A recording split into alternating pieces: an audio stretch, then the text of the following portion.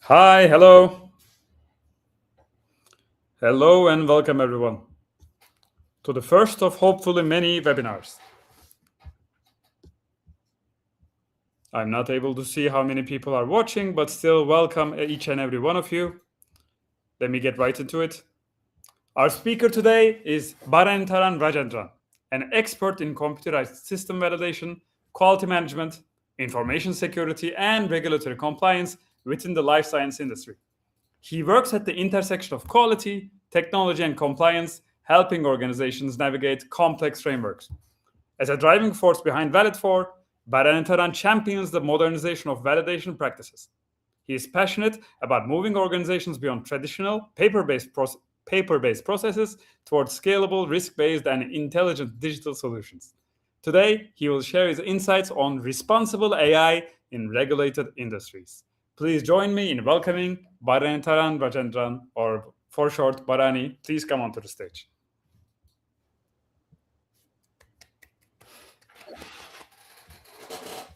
Thanks, Blue. Hey, this is Bharani. You able to see my screen? Yeah.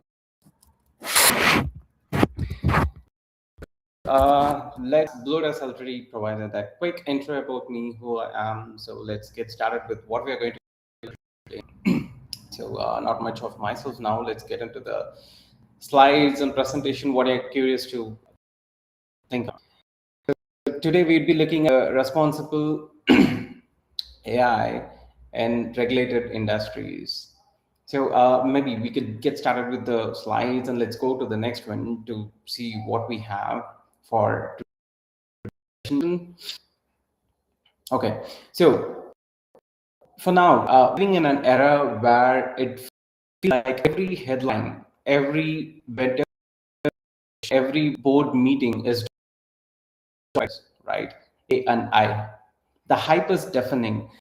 As professionals operating in highly regulated, compliance-driven environments, we cannot afford to operate on hype. We have to operate on reality. Over the next 50 years, our objective is simple but critical.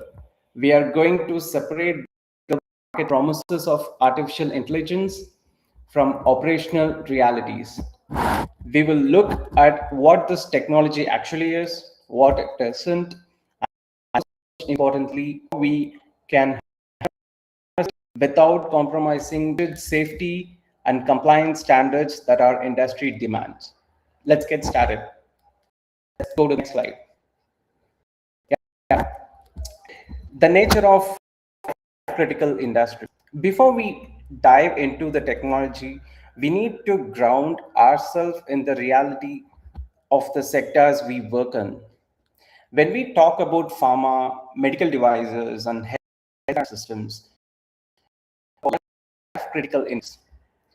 If a company does an AI algorithm to run movies and it goes wrong, user is mildly annoyed, right? That's it.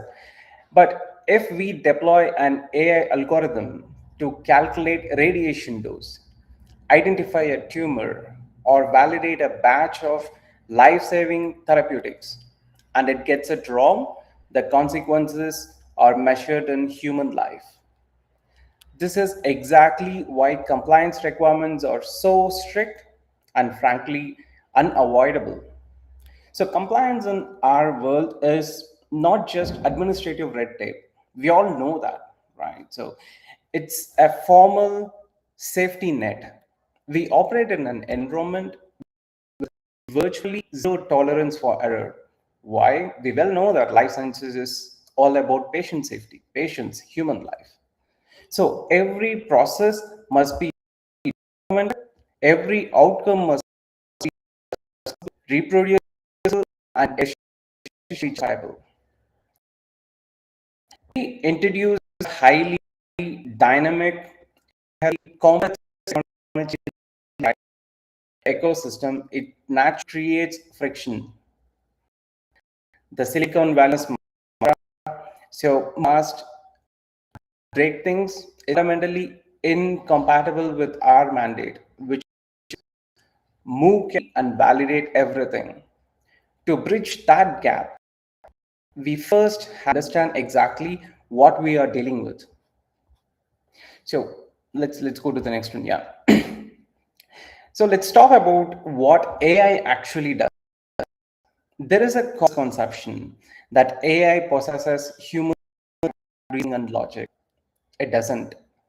So at its core, modern AI, especially large language model, so the LLM, the key term that we usually hear during any technology discussions, the large language model LLM, is an engine of pattern recognition and large scale data processing. It is extraordinarily good at ingest mass assets, finding correlation that a human might miss, and predicting the next logical sequence of data. It can synthesize literature, families in manufacturing data, and optimize trial designs at unprecedented speeds. That is its real strength. Let's go to the next one. But in terms of, but we must be equally clear about limitations as well. AI lacks real context. It doesn't understand the medical processes. It only understands the statistical relationships between the words and pixels. Furthermore, many of these models are non-deterministic. So if you put the exact same query into a traditional software program 10 times consecutively, you get the exact same answer 10 times. But with a generative AI, you might get in slightly different answers. In a regulated environment built on reproducibility, that is a massive hurdle. Okay, let me ask you this question. Are you sometimes mistaking high-speed automation for actual intelligence? We need to understand that automation executes defined steps, but in case of intelligence, it implies reasoning and judgment. So AI is currently brilliant at the former, but incapable of the latter when compared to human intelligence. Once we accept that limitation, we can start using it safely. So let's go to the next one. Looking at the risk. So because AI operates fundamentally different from traditional software, it introduces unique risk. The most prominent is black box problem. We feed data into a complex neural network and an outcome is generated. But even the developer often cannot definitely explain how the model arrived at that specific conclusion. So in a world where explainability is a prime pillar of compliance, within the life sciences, a black box is a regulatory nightmare, right? So we also is the risk of inherited bias training data. So when training data, and we often hear about hallucinations, and in hallucinations, the instances where AI confidently presents false information as fact. Yeah. So regulators are acutely aware of this, and the landscape is shifting quickly to catch up. For instance, the FDA's guidance on AI in software as medical device has introduced the concept of predetermined change. Algorithms learn, adopt over time, requiring a new way to validate iterative changes without a full resubmission every single time. So in Europe, we well know the sweeping EU AI Act that directly impacts us. Under this act, AI systems used in medical devices or critical healthcare infrastructure are largely classified as high critical. This triggers a cascade of mandatory requirements regarding the data governance, record keeping, and algorithm transparencies. So we must also closely look at the EU Annex 22, which is still, but yeah, so which specifically addresses artificial intelligence GXP. So as explicitly encompasses AI and machine learning, the expectation is clear. If an algorithm touches clinical trials, manufacturing, or pharmacovigilance, you must prove full traceability and validation. Regulators are essentially saying you can use this technology, but you must prove you understand exactly what it is doing. So the core principles, the AI and the compliance, the primary questions that we could next look at. So how do we actually meet those regulatory expectations? How do we structure AI within a compliant environment? It comes down to a few core principles. First and foremost is the human in the loop approach. AI should be pushed as an augmented intelligence tool, not as an autonomous decision maker. The algorithm drafts the report, flags the anomaly, or suggests the diagnosis, but qualified human expert will have to review, validate, and meaning the let's and secondly, the requirement for strict accountability. So fortunately, we don't have to invent the playbook for these things from the scratch, because we already have powerful frameworks us on all these AI aspects. So it could be guidelines or industry standards and so on. So notably, the NIST AI risk management framework is proving to be an in tool. So it breaks down AI risk into 4 manageable functions: govern, map, measure, and manage, allowing organizations to systematically identify and mitigate risks throughout the AI lifecycle. So couple that NIST AI framework with the ISO 24001, so the world's first AI management system standard. So just as ISO 27001 standardized information security, ISO 42001 gives organizations a certified, auditable framework for developing and governing AI responsibly. By adopting a risk-based validation, so the mindset anchored in these frameworks, we shift from guessing about compliance to actually applying the age-old principles of trust but verify. Yeah. So moving on from control and accountability in AI usage. So now let's talk about the control. So one greatest danger right now is shadow AI. Everyone within every organization, be at any level of employee resources or any level of users, right? So every employee uses at least randomly some AI tool, some AI application.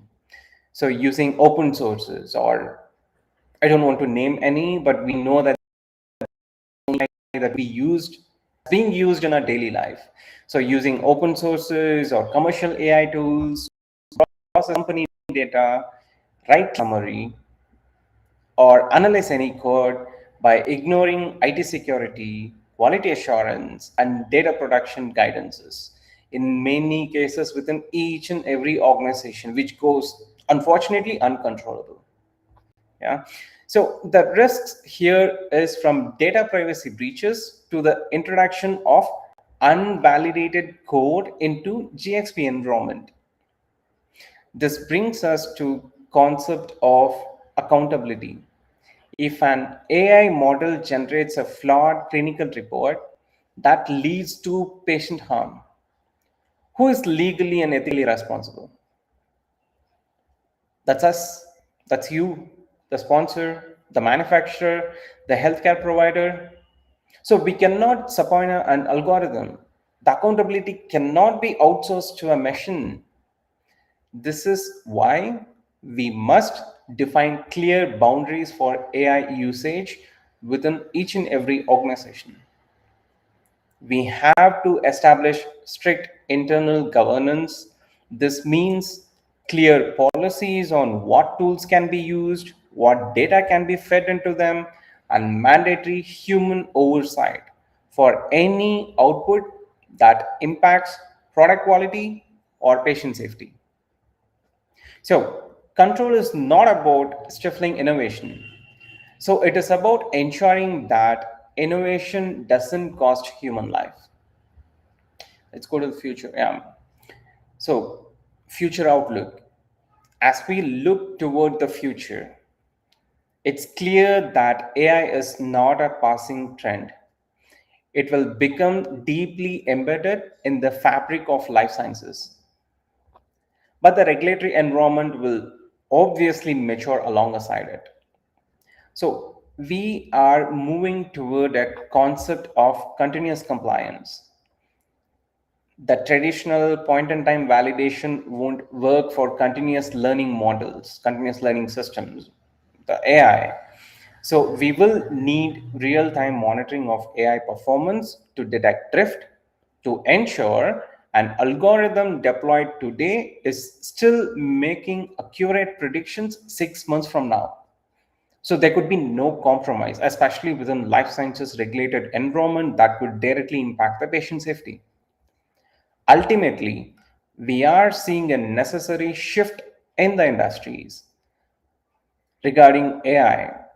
So we are moving away from a speed-focused approach to safety-focused approach.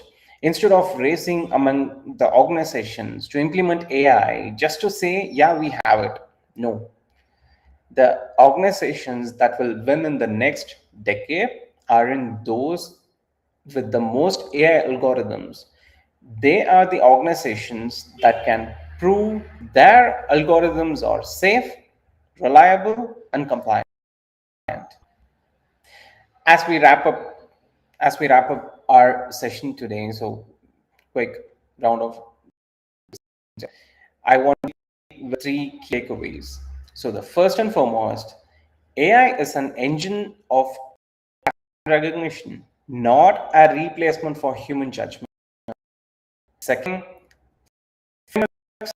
regulations like NIST AI management framework,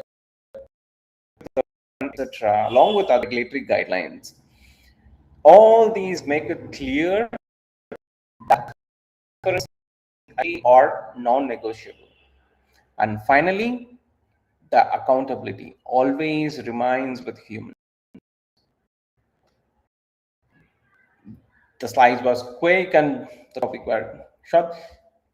Let's give a few more minutes. So I would open the floor to have any questions you might have about implementing these frameworks or handling specific use cases in your organization.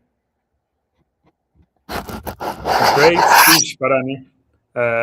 I loved listening to you. That was amazing. We got a couple of questions in the chat. So let me read those to you and see what you'll answer them with.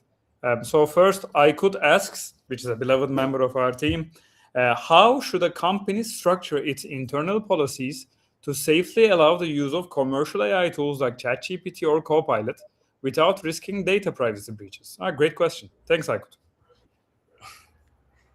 Yeah, I'm also looking at your question. Okay. Okay. Yeah, obvious. That's a wonderful question. So simple, the company should define clear AI governance policies, classify what data can and cannot be shared with AI tools, and require approved enterprise-grade AI solutions with security controls. The key principle is that confidential, regulated or personal data should only be used in accordance with organization's risk and compliance requirements. No compromise. Great, thank you so much. And then 𝗂𝗍𝗃 asks, what immediate steps can IT and quality assurance departments take to detect and eliminate the use of shadow AI across a dispersed workforce? A great question. Thank you, 𝗂𝗍𝗃. Oh, yeah, obvious. That's an unavoidable situation for any organization. So there could be many restrictions within any regulated companies, but still we know that as a human, we tend to make things quicker. We use so many soft tools that's hidden. Yeah, that's the shadow AI. Okay, so start by identifying which AI tools are already being used. So establish an approved AI usage policy and provide secure, approved alternatives. Most shadow AI exists because employees need AI but lack clear guidance and authorized tools. Unless and until the organization authorizes an AI tool within their organization, we cannot avoid people using their personal AI assistant, a random AI tool from the market. Insightful answer. Thank you so much, Barani, and thank you, 𝗂𝗍𝗃, for the question. I don't think we have any other questions. All right. That was a great session. So if no more questions, just to finally wrap up the conversation today, the webinar today. So AI, it's not about that we should fear it, or it's not about blindly embracing it. Our ultimate goal from this webinar, as well as within the industry, what we are supposed to be doing is be champion on the controlled and responsible explainable AI to be used within the organization. With rigorous human oversight, there can be no compromise on that one. As such, all the topics and key points that we discussed during the webinar session today, and tighten the compliance standards within the organization. So we can use this remarkable technology to enhance patient safety safely and responsibly. Thank you. So if there are any other questions or something that was not answered, so we would definitely get those questions answered, and you get to hear from the organizer of this webinar. Those questions would be answered over the email. We do is to learn 𝗏𝗏𝗏 what 𝗏𝗏𝗏 does, and how we utilized AI tool to reduce the human effort at the same time without any compromise to any regulatory expectations, any regulations, or any regulatory guidelines, and how we have stringent measures controlling all those at the same time, reducing the human effort in the name of validation and so on. So if you're curious to look at that, reach out to us, reach out to 𝗏𝗏𝗏, get to know more about 𝗏𝗏𝗏. And here you have all the contact information. And for all the attendees, you will get the slides as well.